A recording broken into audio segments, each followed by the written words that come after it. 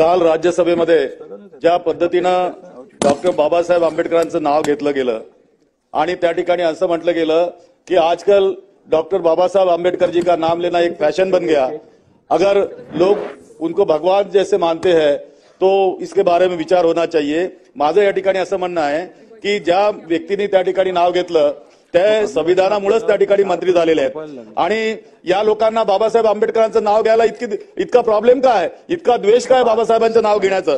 आणि ह्या सगळ्या बाबी ज्या आहेत तर यांना संविधानामुळे, राज्यघटनेमुळे किती यांच्यावरती परिणाम होत असेल, किती नफरत करत असतील, द्वेष करत असतील। अध्यक्ष महोदय, हा केवळ बाबासाहेब आंबेडकरांचा अपमान नाही तर अख्ख्या देशाचा अपमान आहे, संविधानाला मानणारे सगळ्या समाजाचा या ठिकाणी अपमान आहे, दलित समाजाचा अपमान आहे। हे खरं आहे की डॉक्टर बाबासाहेब आंबेडकर यांच्यासाठी संविधान निर्माते असतील, पण आमच्यासाठी एक मार्गदाता, एक भाग्यविधाता, आमच्यासाठी ईश्वर सुद्धा ते आहेत आणि परमेश्वर सुद्धा आहे। त्यामुळे असा अपमान आम्ही या ठिकाणी सहन करू शकत नाही। अध्यक्ष महोदय, हे सभागृह संविधानाने बनलेलं सभागृह आहे आणि या सभागृहामध्ये संविधानावर जे काही म्हटलं जात असेल किंवा संविधान निर्मात्यावर जर बोललं जात असेल तर ते म्हणणं या ठिकाणी मांडण्याचा आम्हाला संपूर्ण अधिकार आहे। या देशाला संविधान कोणी दिलं तर काँग्रेस पक्षाने दिलं।